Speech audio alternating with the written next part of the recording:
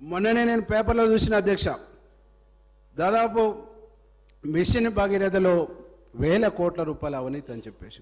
అధ్యక్ష, ఇవాళ మిషన్ భగీరథ చాలా ప్రతిష్టాత్మకమైనటువంటి కార్యక్రమం, చాలా గొప్ప కార్యక్రమం అని చెప్పారు అధ్యక్ష. దాదాపు నా నియోజకవర్గంలో 126 గ్రామాలు ఉంటే మెజార్టీ గ్రామాలలో మిషన్ భగీరథ నీళ్లు వస్తలేవనేటువంటిది ఈ సందర్భంగా గుర్తు.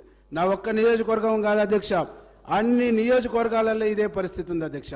గతంలో ఇంటింటికి నల్లాలు లేనప్పుడు, ప్రతి వార్డుకు ఒకటో రెండో నల్లాలు ఉన్నప్పుడు అద్భుతంగా నీళ్ళు వచ్చేటువంటి పరిస్థితి ఉండే, ఎలాంటి ఇబ్బంది లేకుంటుండే.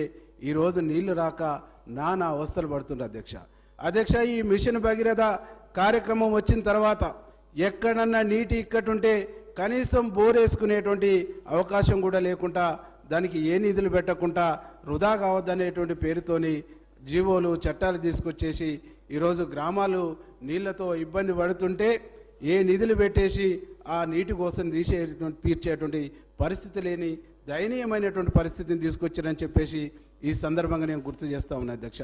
ఇక ఇరిగేషన్ ప్రాజెక్టుల దృష్టికి వస్తే అనేక ప్రాజెక్టులు కట్టినాం. కోట్లాది ఎకరాల భూమిని తెలంగాణను అప్పుడే లక్షలాది ఎకరాల కోటి ఎకరాల మాగాని చేసినాం.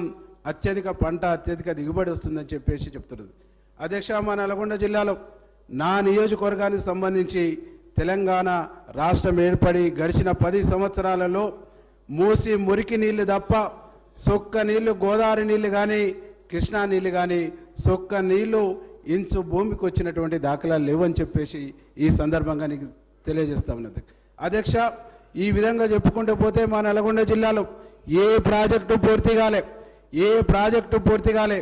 గడిచినటువంటి రాజశేఖర రెడ్డి గారి ప్రభుత్వంలో ప్రారంభమైనటువంటి ప్రాజెక్టులు కూడా ఒక్కటి కూడా పూర్తి చేసినటువంటి దాఖలాలు లేవు. ఇట్లా నీటి రంగంలో కూడా ఘోరంగా దుర్మార్గంగా మోసం చేశారు.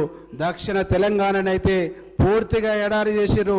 దక్షిణ తెలంగాణ పైన వివక్షత చూపిననేటువంటిది ఈ సందర్భంగా నేను గుర్తు చేస్తా ఉన్నా అధ్యక్ష.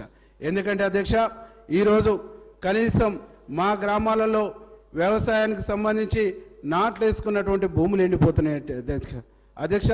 నాగార్జున సాగర్లో ఎన్నికల ముందు నీళ్లను వదిలి అడావుడి చేసి అప్పటికే నాగార్జున సాగర్లో నీటి లభ్యత లేదు.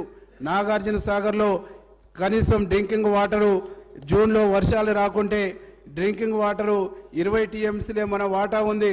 జూన్లో వర్షాలు రాకుంటే కనీసం తాగటానికి నీళ్ళు ఇవ్వలేమనేటువంటి ఒక పరిస్థితి ఉండి తెలిసి కూడా ఆ విధమైనటువంటి 2-3 టీఎంసీల నీళ్లను వేస్ట్ చేసి ఈరోజు నల్గొండ జిల్లా ప్రజల్ని ఘోరంగా మోసం చేశారు. కాబట్టి మొన్న ఎన్నికల్లో 11కు 11 బుద్ధి చెప్పిన